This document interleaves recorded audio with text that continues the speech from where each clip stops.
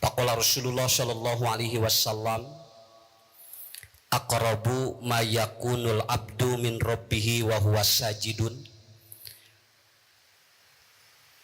Bapak Ibu yang dirahmati Allah, wabil khusus Gurunda Bapak Kiai Haji Abdullah Gimnastiar, doa yang sama bagi beliau, mudah-mudahan sehat, panjang usia dan diberkahi oleh Allah Subhanahu wa taala. Semua yang hadir bukan berarti tidak sibuk. Karena kalau nanti orang diajak untuk melakukan kebaikan, lalu kemudian alasannya sibuk, maka berarti orang yang suka ngaji itu adalah pengangguran. Jadi kebayang orang yang ngaji itu semuanya pengangguran, Pak. Karena orang yang tidak bisa ngaji itu jawabannya sibuk. Justru kita ini menempatkan jadwal ngaji itu dalam jadwal kesibukan. Karena kalau tidak ditempatkan dalam jadwal kesibukan, sampai kapanpun kita tidak ada waktu. Dan tidak ada orang yang paling sibuk kecuali Rasul. Ya, Rasul ini ngurus sadunya. Kita ini baru ngurus satu RT saja sudah sibuk, begitu kan? Kalau ada orang yang mengurus satu negara itu tidak akan lebih sibuk daripada Rasulullah. Dan Rasulullah itu sibuknya melebihi dari kita. Beliau langsung berdialog ataupun berdialog dengan Jibril. Jibril dikomunikasikan dengan Allah. Siapa yang akan lebih sibuk daripada kita? Berarti Rasulullah itu kan lebih sibuk. Tapi selalu ada kesempatan untuk ngaji dengan Jibril. Selalu ada kesempatan untuk thalabul ilmi dengan Jibril.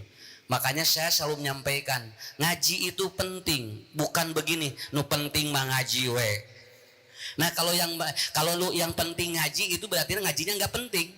Ngaji itu penting, Pak.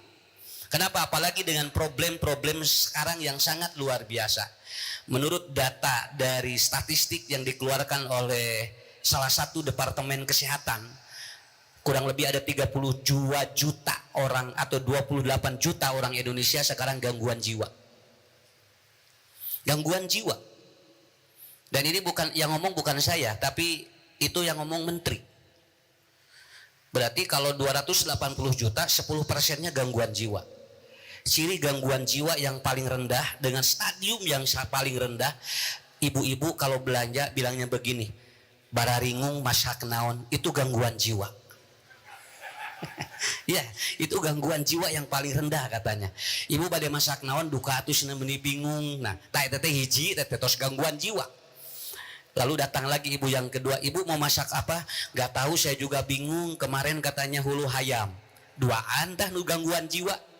Begitu datang ibu yang ketiga, ternyata sama juga. Ibu mau masak apa? Bingung saya juga katanya. Sudah 3 orang. Begitu ditanya yang punya warungnya, lalu jawabannya sama. Saya juga belanja di pasar bingung. Jadi semua yang di warung itu adalah gangguan.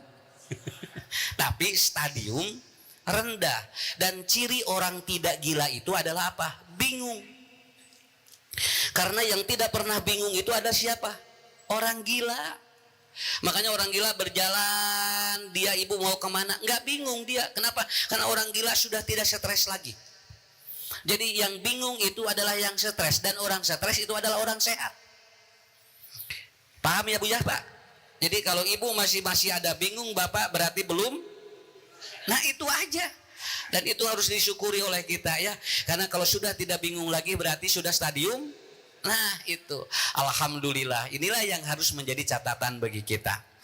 Hadirin yang dimuliakan Allah, ini dalam salah satu jurnal World Values Organization itu menyebutkan bahwa Indonesia ini peringkat ke-7 negara dengan ketidakpercayaan atau percaya terhadap Tuhan, percaya terhadap Allah, dan ada akhirat setelah mati.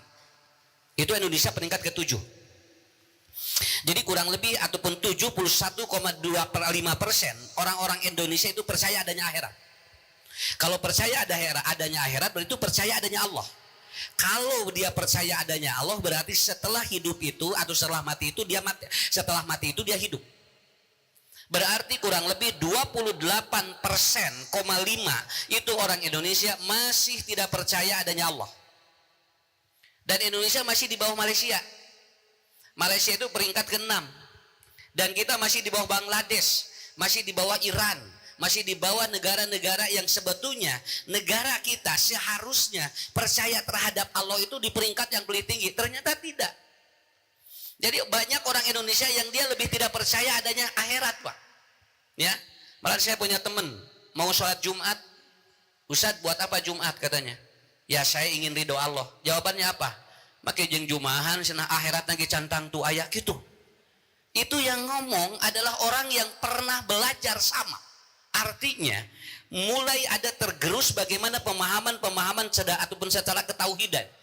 Bapak Ibu, yang dipertahankan oleh seluruh Rasul itu adalah apa? Mempertahankan bagaimana orang percaya adanya Allah. Sampai ada Nabi yang dibunuh dan Rasul yang dibunuh untuk memberikan sebuah kepercayaan kepada umat bahwa Allah itu ada. Itu tidak mudah. Itu paling tidak mudah. Kalau ada orang yang kentut, lalu tidak ada yang mengaku, lalu kemudian baunya ada, kira-kira Bapak Ibu percaya itu ada kentut? Percaya, walaupun tidak terlihat. Begitu kan? Tapi untuk mempercayai adanya Allah, walaupun buktinya ada, itu tidak mudah, Pak. Jadi orang lebih percaya pada kentut daripada kepada Allah. Ya. Dan 28,5% ternyata Indonesia menempati peringkat ke-5 negara yang lebih orang-orangnya nurut pada orang yang punya uang daripada langsung kepada Allah. Jadi kalau ada orang yang punya uang besar, itu orang lebih nurut, Bu, dibandingkan dengan orang langsung dia kepada Allah. Indonesia peringkat nomor 5. Jadi kalau disuruh oleh orang yang punya uang, itu langsung bahasa Sunda mengaguruduk. Ya, malahan kalau ada orang yang mau dibagi uang, Bu, jam 7 pagi, jam 5 sudah hadir. Kenapa? Karena akan dibagi uang. Dan ternyata manusia bisa dikendalikan dengan formula-formula yang seperti itu. Berarti untuk meyakinkan bahwa Allah itu ada emang tidak mudah. Dan disinilah Bapak-bapak, Ibu-ibu, kenapa Rasulullah Shallallahu Alaihi Wasallam beliau menyampaikan untuk mengenal Allah itu paling simpel adalah apa? Aqrabu ma yakunul abdu min rabbihi wa huwa sajidun. Jadi tidak ada yang paling dekat Allah dengan hambanya kecuali dalam keadaan. Nah itu. Kenapa? Karena di dalam hadis ini Allah mengatur Rasul menggunakan kalimat aqrab. Kesananya ada min, lalu bersambung dengan Robbi, itu menunjukkan bahwa manusia perlu bertahap untuk mempercayai adanya Tuhan. Punten Pak, Nabi Ibrahim saja sampai dia beberapa kali untuk meyakinkan Tuhan itu, Allah itu mana. Sampai Nabi Musa, Nabi Musa untuk mempercayai adanya Allah itu, sampai untuk meyakinkan, Nabi Musa ingin melihat Allah. Ya. Dugikeun ka maksa ka Allah cenah, ya Allah ningali saket apa we kena tingali. Tos tidinya mah moal wios na mangga we, saya percaya adanya dirimu katanya. Tapi ternyata kata Allah, kamu tidak akan sanggup. Akhirnya dia memaksa sampai kata Allah, kamu datang ke Gunung Tursina itu, kalau kamu sampai maka aku akan melihat aku. Tapi di tengah perjalanan kemudian pingsan. Dan beliau langsung mengatakan subhanalladzi, artinya Allah itu ada dan tidak harus dibuktikan dengan cara seperti tadi. Nah hadirin yang dimuliakan Allah, maka disinilah Bapak-bapak, Ibu-ibu akan mencoba untuk menelusuri sebuah konsep kehidupan kita. Jadi yang pertama adalah apa? Yang pertama kita belajar dalam konteks sujud. Sujud di sini apa? Sholat. Sholat di sini adalah apa? Allah. Makanya dulu orang nyuruh sholat itu bahasanya apa? Aa tos sholat tuh gitu. Tas sholat teh Bu bahasana teh Allah eta teh. Makanya kalau ada orang yang nyuruh sholat itu biasanya apa? Sudah Allah belum. Kapungkur mah disuna bahasana ge Allah atos Allah teu acan. Kenapa? Karena tidak ada pekerjaan yang paling mudah dilakukan oleh orang tetapi ternyata itu berat dalam sebuah keyakinan adalah apa? Sholat. Kadang-kadang saya mendengar ini ada begini, orang semakin ma'rifatullah itu adalah tidak perlu sholat. Jadi kalau seorang semakin kenal dengan Allah, dia semakin meninggalkan sholatnya katanya, karena Tuhan sudah ada dalam dirinya. Mata kudu sholat sih Nabu. Justru meyakinkan orang itu tahu Tuhan itu lewat apa? Tahu Allah itu dari mana? Dari sholat. Jadi orang ninggalin sholat itu kan sama dengan ninggalin Allah, ya. Tapi ibu punten banyak, kadang-kadang kita suruh anak sholat Jumatan saja itu. Gera Jumatan jung gera kayak mama senacan adan gitu. Begitu adan Allahu Akbar itu sudah adan, ya nanti khotibnya juga belum naik. Begitu khotib naik, itu khotib sudah innal hamdalillah, nanti mama belum barokaloh gitu. Sudah khotib barokallahu, itu khotibnya sudah barokaloh, nanti juga katanya belum robana. Nunggu robana, begitu khotib robana, itu udah robana, nanti mamah belum komat. Begitu komat Allahu Akbar, itu khotib itu sudah komat di masjid, mau Jumatan enggak, nanti katanya belum takbiratul ihram. Terus ya Bu tinggali. Akhirnya begitu, nanti mamah belum salam, ngesalam kakara init. Atau Jumahan lagi ngesebubar. Jadi beginilah cara orang memahami Tuhan sampai begitu itu. Memahami Allah itu sampai seperti itu. Saya punya anak saya tidak akan menyebutkan. Anak saya begitu dia masuk, lalu kemudian dia kuliah. Pah, satu kelas hampir semuanya katanya. Cuman 2 orang yang sholat. Begitu Pak. Dek, lihat sendiri, iya. Aku ajak sholat, bahasanya apa? Buat apa kamu sholat? Yang penting pinter. Begitu Pak. Jadi sakelas dengan 2an bunuh sholat. Saya nggak akan sebutkan ya di mana kuliahnya. Betul. Itu anak saya langsung ngomong begitu Pak. Jadi di kampus satu kelas berapa yang sholat? 2 orang Pak katanya. Itu 2 orang itu gimana? Ya katanya 2 orang aja yang sholat. Yang lainnya udah. Jadi kalau waktu sholat itu dia pulang. Gimana? Sudah seperti itu. Ini berat Pak, ngajarin anak saja.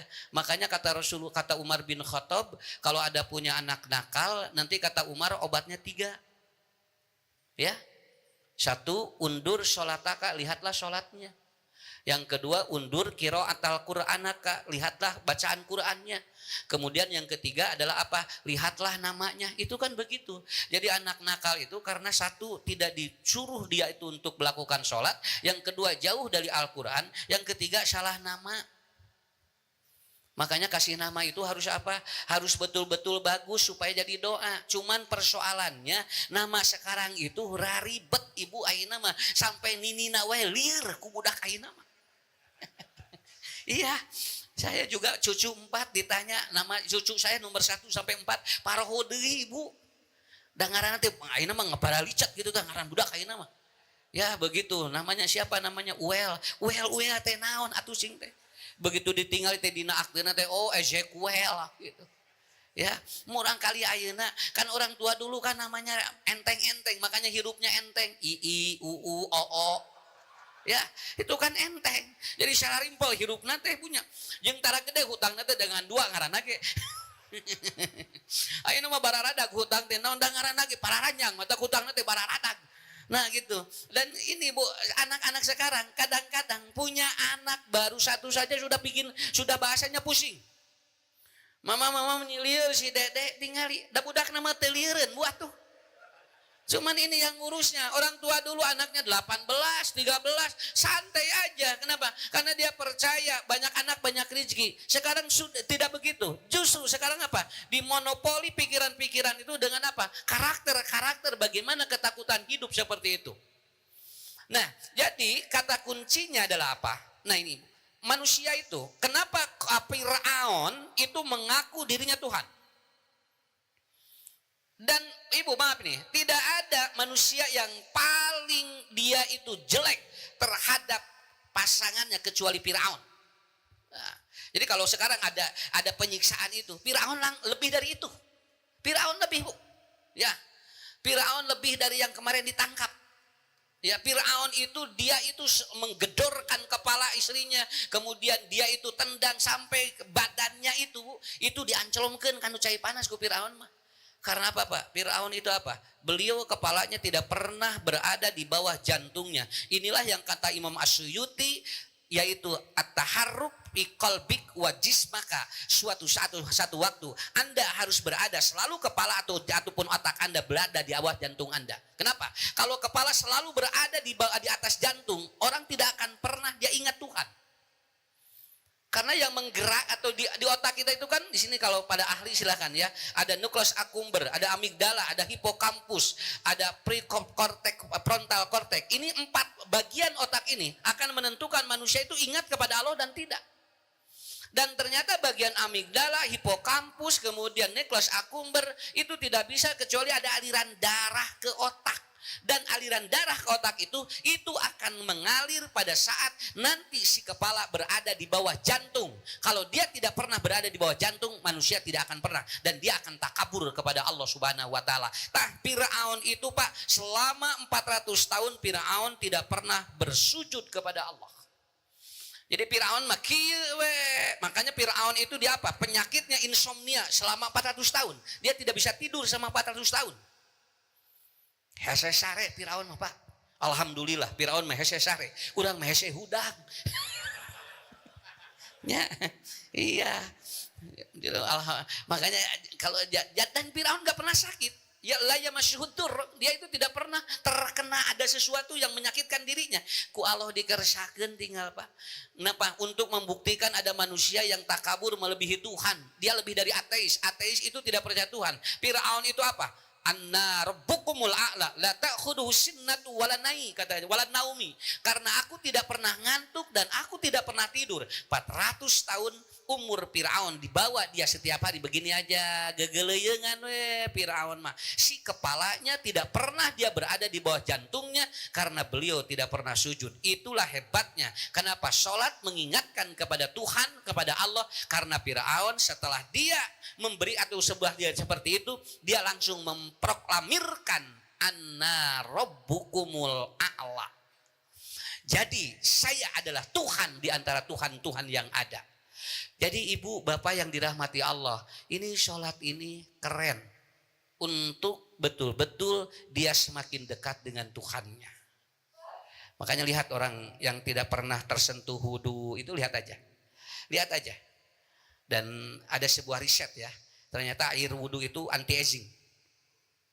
Air wudu itu anti aging. Dia itu untuk awet muda. Jadi kalau ada orang yang sering ke skincare tapi tidak pernah dia kena air wudu, nah itu dia bisa saja yang tadinya ingin glowing menjadi nggak glowing. Iya, karena kan awet air muda itu gitu, Bu. Itu ada wudu begitu kan. Nah, berarti orang ketika dia berhadapan dengan Allah itu harus dibetulkan 3 aspek. Ya, itu kan harus dibetulkan 3 aspek, gitu. Nanti saya cerita ya. Di pesantren saya itu ada seorang tukang ngaduk ya, tukang ngaduk. Dia kalau bahasa kita namanya apa? Ada tukang, ada laden. Nah, itu laden, Bu. Jadi laden ini, Pak, Ibu ya, laden ini setiap waktu sholat itu dia ganti baju. Dan dia selalu bawa sajadah. Ganti baju, batik yang bagus, pakai kopiah, kemudian dia pakai sarung dan dia mandi dulu, Pak. Saya perhatikan begitu. Sekarang udah tidak bekerja lagi karena dia pindah ke tempat lain. Ya, saya perhatikan, Bu. Dia setiap sholat itu ganti baju, Pak.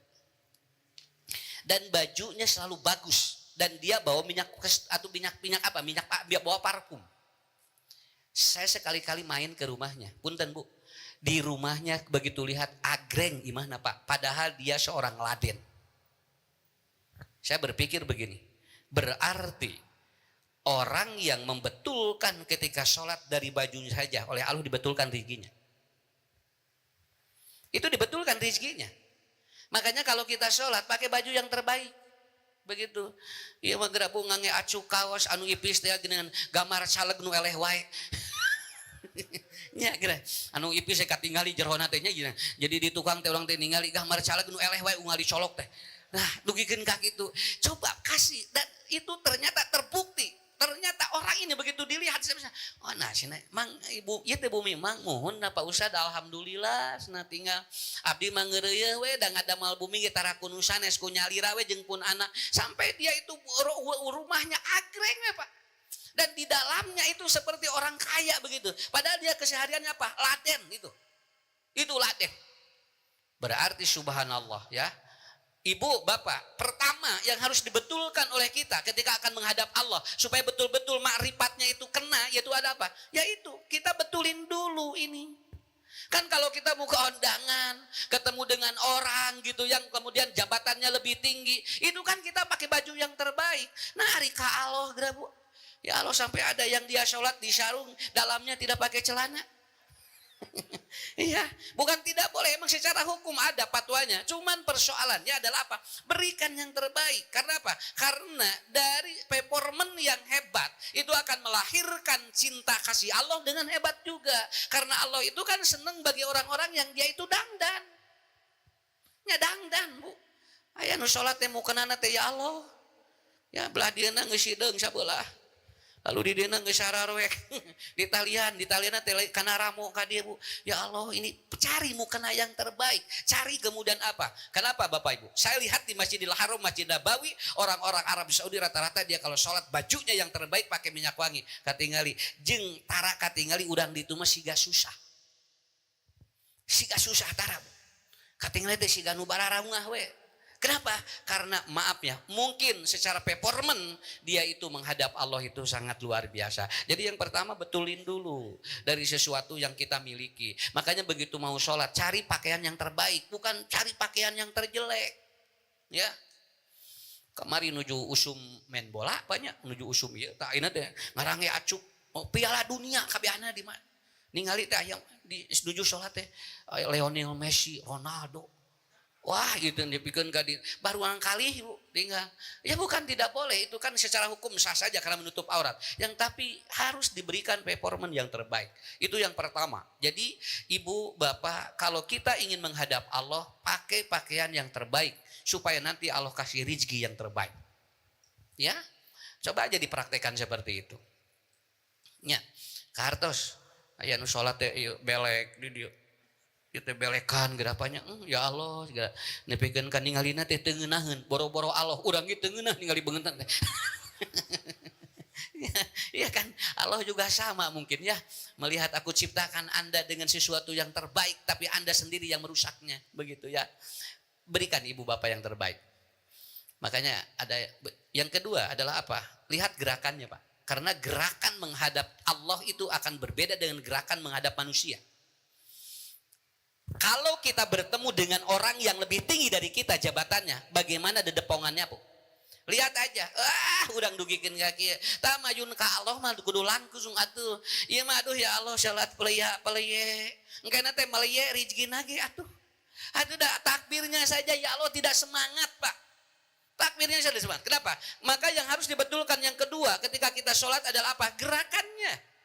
Di mana takbir Rasul mengajarkan, di mana kemudian menyimpan tangan, di mana kita harus apa, di mana kita harus apa Bu, menyimpan tangan, di mana kita harus kemudian apa, lalu rukunya gimana, sujudnya gimana. Sampai ada yang Allahu Akbar, sami Allahu liman hamidah. Nih leuleus kieu salat teh ya. Mun anu salat teh bari dina tembok di belah dia kieu geus. Ya. Gara gitu. Cek Allah aya mah ya pikarunyangan kieu ieu mah. Mata kita diberi rezekina teh cek Allah teh keun bae karunya ieu mah tuh. Nya da atuh da pikarunya salatna teh grabu. Kira-kira ya kudu semangat atuh. Sok Bapak Ibu, mayunan ka jenderal, mayunan ka bupati, wali kota, gubernur, moal kitu moal. Wah, dedepongan atuh tinggal. Nya. Padahal wahtajja liman syi'ta takun amirah. Anda jangan di depan manusia membuat validasi yang hebat, tapi di depan Allah Anda santai seperti orang yang butuh tidak butuh. Tapi di depan manusia kadang-kadang kita lebih daripada wahtajja liman syi'ta takun amirah. Hari kita seperti digerakkan oleh seperti itu. Makanya bapak-bapak, ibu-ibu, yang kedua adalah apa? Itu gerakannya pun harus luar biasa. Ya, ini di sholat. Yang ketiga adalah apa? Tempat sholat harus lebih nyaman daripada kantor kita. Ya, saya alhamdulillah, ini anugerah dari Allah. Saya ketemu, dia seorang direktur, ketemu hanya dia mengundang. Pada waktu itu hampir bangkrut Pak, 2022 dia hampir bangkrut. Lalu kemudian dia mendatangi guru spiritualnya, katanya kiai di satu daerah. Lalu dia datang ngobrol dengan saya, Pak Ustadz, alhamdulillah perusahaan saya sekarang maju lagi.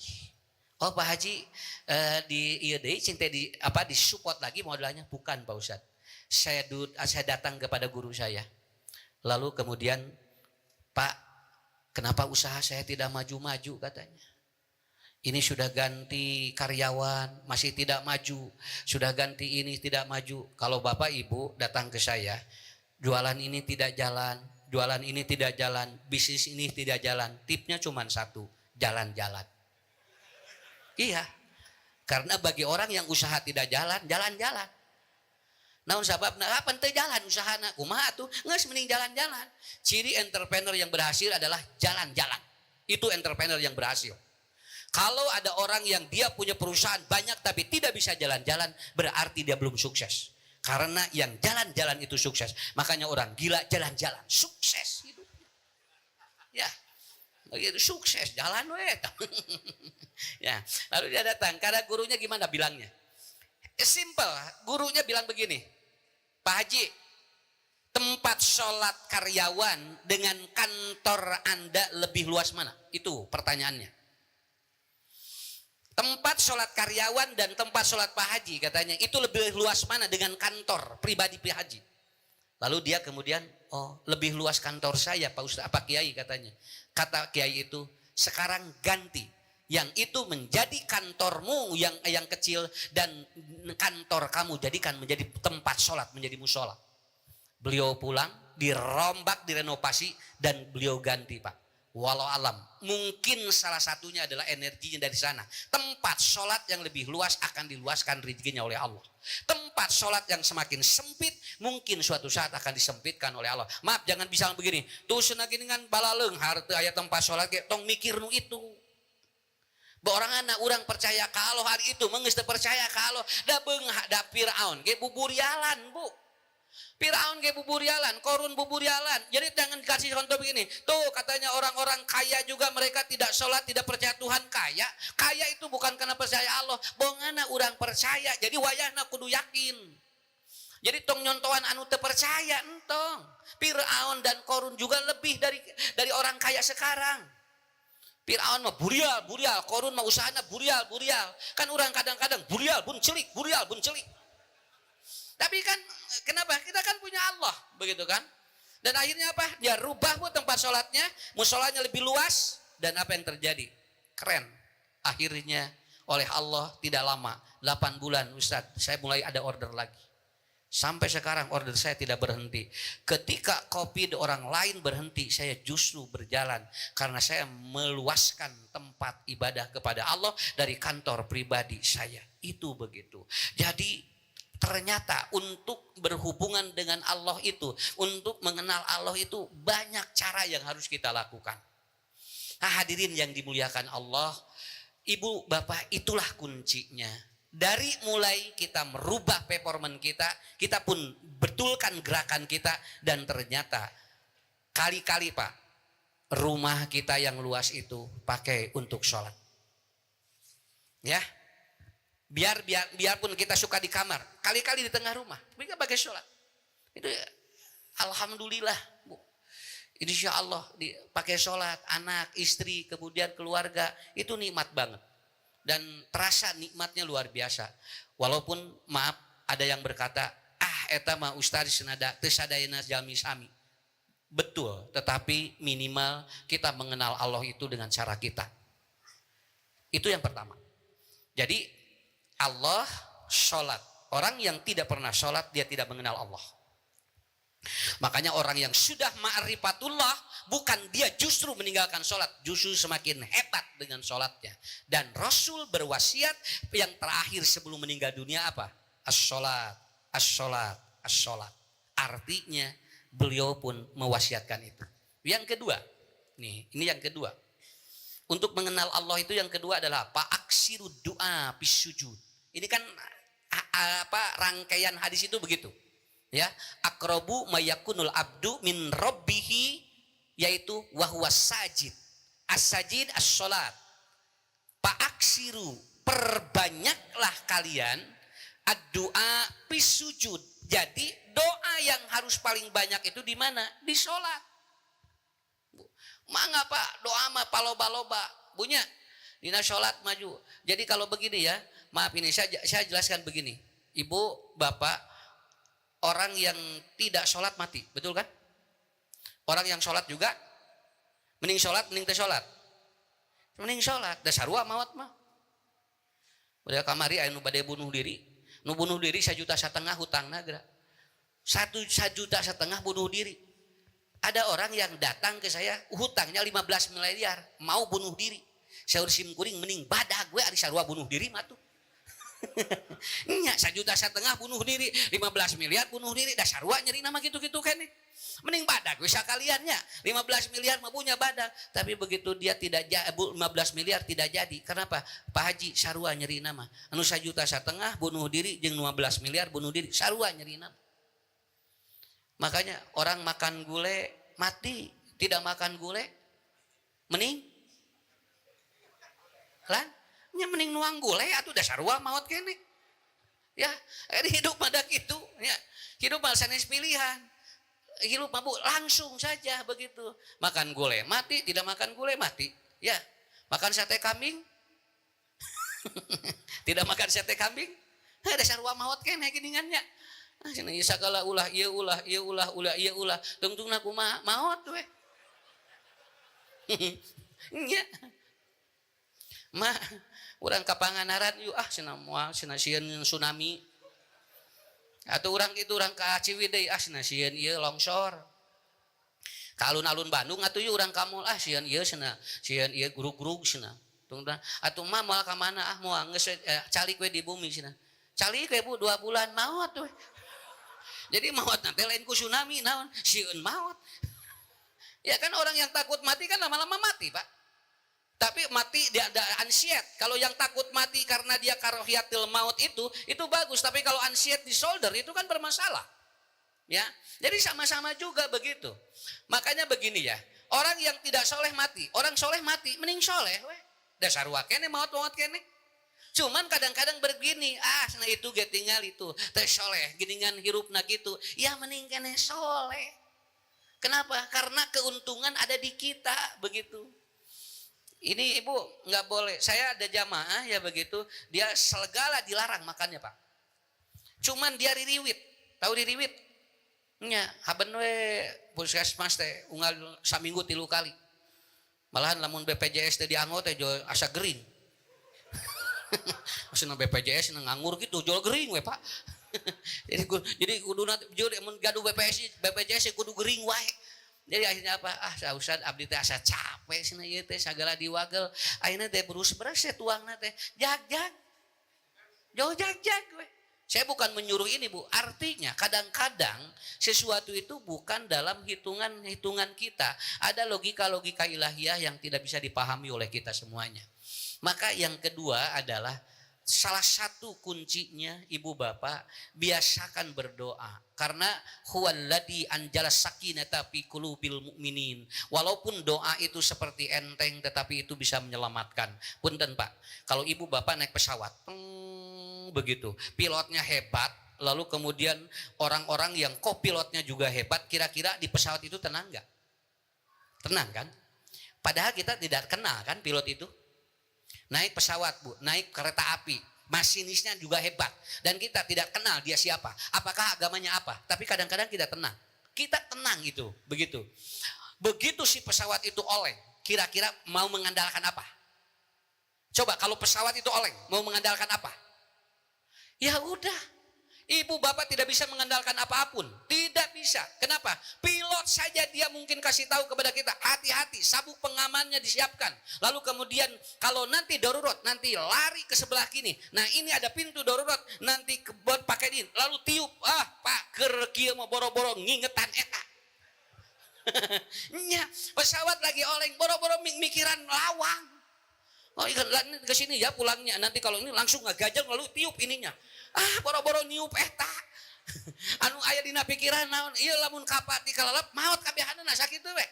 Coba apa yang harus kita minta pada waktu itu? Jangankan kita, saya pernah pada waktu itu, dia itu, si pesawat itu Pak, sadayana didinya ngadoa dengan bahasa masing-masing, dengan Tuhan yang berbeda-beda. Pak kuat-kuat we ieu mah.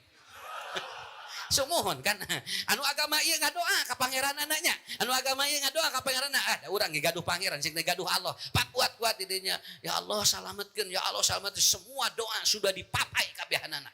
Tapi pesawat tetap gini. Berarti betul Pak, tidak ada satu di antara kalau orang mengatakan keur naon ngadoa, nu penting mah cing pinter we kade. Hiji waktos ini hiji waktu anak orang ini akan bermasalah dan dia hanya mengandalkan satu doa saja. Mengandalkan satu doa lagi. Nah Allah itu lebih tahu daripada pilot yang kita tidak tahu. Allah itu lebih tahu Pak dari masinis yang kita tidak tahu. Allah itu lebih tahu kehidupan kita.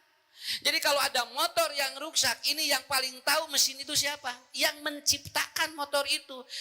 Ini yang kadang-kadang tidak tahu. Dan itu di mana?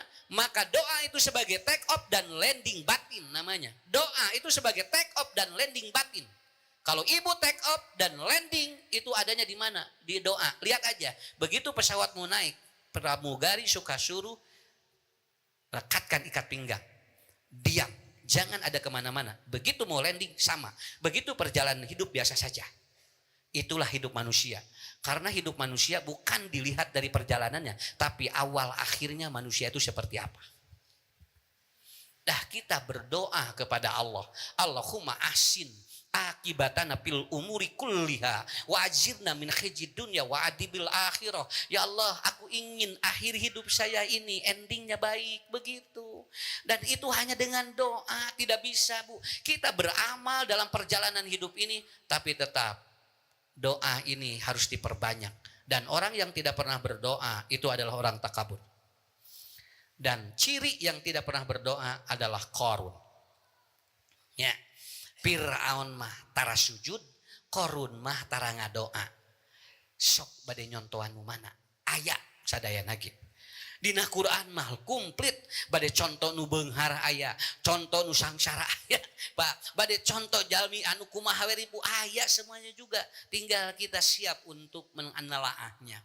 Qarun adalah at-takaburul ins. Beliau disebut manusia yang paling takabur karena begitu dia kaya didoakan oleh Nabi Musa. Tapi kemudian dia semakin jauh dan dia tidak pernah berdoa. Makanya begitu dia bertemu dengan Musa, Qarun, kamu kaya kan hasil doa saya. Lalu apa kata dia? Qarun menjawab, sesungguhnya harta ini min indi, itu adalah hasil usaha saya. Dia tidak pernah menjawab hasil doa dari Nabi Musa. Begitulah yang kedua. Agar kita tetap mengenal Allah. Yang kedua, jangan berhenti berdoa. Ya Ibu, doamu ngaji apa? Bismika mah doamu tidur. Robi jidni ilman warzukni fahman. Pulang dari sini, keluar masjid, Allahumma inni as'aluka min fadlika. Masuk kendaraan. Bismillahirrahmanirrahim, la haula wala quwata illa billah. Lalu kemudian melaju, bismillahi majreha wa murseha. Turun dari mobil, masuk ke rumah, assalamualaikum. Lalu kemudian mau tidur, bismika Allahumma ahya wa amut.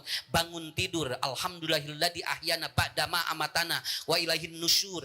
Lalu kemudian masuk toilet, Allahumma inni a'udzubika minal khubusi wal khobaisi. Keluar lagi, gupronaka. Apa yang tidak ada doanya? Semua manusia diatur dengan rangkaian doa-doa. Kenapa? Karena setan itu yajri majrodam. Dia mengalir dalam aliran darah. Kalau tidak dinetralisir dengan antibodi dengan doa itu, maka setan lebih kuat daripada kita. Ya, padahal setan ini makhluk yang paling lemah. Cuman kita saja yang tidak pernah bersanding dengan doa-doa kita kepada Allah. Terakhir, nomor 3. Manusia yang sering melupakan Allah adalah apa? Walaisah, orang yang dia itu selalu hubbud dunya. Jadi dina otakna teh ngan duit we. Di dia teh duit we. Ya. Jadi lamun teu boga duit teh siga nu susah. Padahal anu baroga duit ge sarusa. Nya Ibu. Eta tinggal pan eta teh anu korupsi teh laloba duit eta geuning baru tuh keneh. Nya. Itu baru tuh kene Bu. Artinya apa? Manusia tidak, kalau di dalam pikirannya uang seperti itu. Bukan tidak butuh, butuh, tetapi apa? Kenapa Pak? Karena neuron ini saraf otak. Kalau setiap hari dia itu yang dikejar adalah dunia, lama-lama otak dia tidak akan berkembang untuk menuju siapa yang menciptakan dirinya. Terakhir ini, kata Imam Ghazali, kalau Anda ingin sehat, maka dekatilah yang memberikan sehat. Kalau Anda ingin kaya, maka dekatilah yang maha kaya. Kalau Anda ingin umur Anda panjang, maka dekatilah yang punya umur. Karena orang yang senam tiap pagi belum tentu badannya langsing. Malahan ayeuna seueur ibu-ibu nu sarenam awakna baruleut. Karena senam bukan membuat Anda langsing. Senam hanya menginginkan Anda sehat sebetulnya. Ya. Apakah Bapak Ibu yang setiap harinya sesepedahan, lari, apakah tidak tahu bahwa itu yang akan memperpanjang usianya? Tidak. Karena ada filosofi kelinci setiap hari gagaclokan umurna 2 tahun. Tapi kuya cicing nolos sekali-kali umurna 100 tahun. Jadi anu ngaharulang teh bisa umurna panjang. Ini mang anu gagaclokan. Ya, jadi karena apa? Ya itu urusan Allah yang begitu mah, ya. Bukan urusan kita. Ya sampai saya mau ada temen dokter gigi mau diperiksa tutup. Begitu diketrok. Nah, Pak dokter teu praktek, nuju nyeri waos. Dokter gigi nyeri huntu. Saur ustad teh, "Dok, nuju teu praktek nyeri waos na ustad." Dokter gigi nyeri waos. Nyakeun wios teh naon. Nah, orang masih gana teh. Jadi lamun aya dokter teh ulah teu damang. Oh, jadi dia akhirnya apa? Beban mental. Kenapa? Karena saya harus sehat, karena saya orang kesehatan. Bukan begitu, itu melawan takdir. Santai we. Kenapa dokter gigi sakit gigi? Karena ada gigian. Ya, supaya tidak sakit gigi gimana? Dibikin metik supaya dia itu tidak sakit gigi. Ya kalau ada Bu, kenapa? Ada dokter ini sakitnya ini, ada dokter ini. Ya biasa, justru saya sering bertemu dengan dokter yang dia itu, saya harus sehat Ustaz, saya harus ini. Kenapa? Karena saya kan suka menerangkan kesehatan, jadi beban. Tengka dia, stres we. Uang iya tuh menang, tuang iya tuh kan. Manyadok pada nuangan semen. Akhirnya apa? Udah biasa saja. Kenapa? Karena Allah sudah kasih seperti itu. Justru semakin Anda tertekan dengan privasi kita, maka Anda akan semakin melemahkan. Karena kan kita punya Allah. Udah. Si muring mas jalan we gitu. Pak Ustad anjing ke mana? Ayeuna ge can tamat. Geus mikiran isu coba geura. Mun geura anjing bade ka mana? Ayeuna ge can tamat Bu. Dinten Senin, dinten Kamis ge can tamat jeung mikiran isu. Nah kadang-kadang gitu. Kenapa? Karena yang tahu order deal kita itu adalah yang menciptakan kita. Orang ataupun yang lain tidak tahu order deal kita. Termasuk orang yang pintar pun tidak tahu asli order deal kita. Karena yang tahu adalah apa? Siapa? Allah. Udah begitu. Sangakeun. Ibu mah berobat, bapak mah berobat. Sangakeun we. Kuma Allah we du ngadabangkeun nama. Karena bapak-bapak ibu-ibu sampai saat ini saya punya ibu usianya 86 tahun. Setiap mau tidur harus makan dulu Pak. Setiap mau tidur harus makan dulu. Jadi kalau makan itu malam. Sudah disuruh. Mak, entong tuang wengi. Sok loba panyakit. Alpek tenu mama tahanana loba panyakit. Sabab non dahar peuting. Iya, ibu saya begitu. Atuh dah cenah ucu dah mama teu bisa, harus makan dulu mau tidur itu. Jadi kalau tidak makan itu jam 10 tuh bangun, Bu. Dan dia cari makan. Akhirnya apa? Karena dari dulu jangan makan mau tidur karena dia akan begini. Ibu saya 86. Nu ngabejaana mah geus maot. Nya, urang teh atuh rek percaya ka saha atuh ieu teh. Ya. Begitu. Jadi ini tapi harus yakin dulu. Maaf, kalau tidak yakin ini akan berbahaya. Nanti kalau bentrok di sini akan terjadi psikologinya. Kita akan dibentrokkan pikiran kita. Kenapa? Karena itu harus yakin dulu. Kalau tidak yakin ya udah. Seperti ibu bapak mau bikin rumah kudu yakin heula. Makanya kalau bikin rumah lagi mondasi tong mikiran kenteng. Lah kitu we rumah. Tong akan mikiran kenteng. Naon sababna? Kan keur mondasi. Sina mondasi we heula dihanap. Kan ge kenteng menuturkeun. Ieu mah geura dihanapkeun geus mikiran kenteng ngalir atuh. Nah hidup manusia itu kadang-kadang seperti itu. Tawakal itulah seperti itu. Ya ibu. Anak-anak kita gimana? Yakin soleh? Yakinkan. Udah, kenapa? Walaupun nanti ada sedikit-sedikit anak bermasalah, orang mengadoa we ke Allah. Ya Allah mudah-mudahan we anak saya, anak kita semuanya disolehkan. Nanti akhirnya juga endingnya akan baik. Selama kita betul-betul 3 ini harus tidak boleh ditinggalkan. Pertama sholat, kedua berdoa. Yang ketiga adalah pikiran kita harus diberikan ilmu. Jangan terus diporsir dengan sesuatu yang kebendaan. Walaupun itu dibutuhkan, tetapi jangan terlalu overdosis. Hadirin yang dimuliakan Allah, saya kira ini bahasan malam ini. Walaupun sudah sering mungkin didengar, ini saya melengkapi saja dari ustadz-ustadz yang ada di sini. Insya Allah, mudah-mudahan kita semakin kenal, semakin dekat, dan urusan kita semakin dibereskan oleh Allah Subhanahu wa ta'ala. Terima kasih atas undangannya kepada para asatid Darut Tauhid. Insya Allah nanti kalau ada kesempatan dan umur kita bisa bersilaturahmi kembali. Mohon maaf apabila ada kekurangan. Wabillahi taufiq wal hidayah. Wassalamualaikum warahmatullahi wabarakatuh.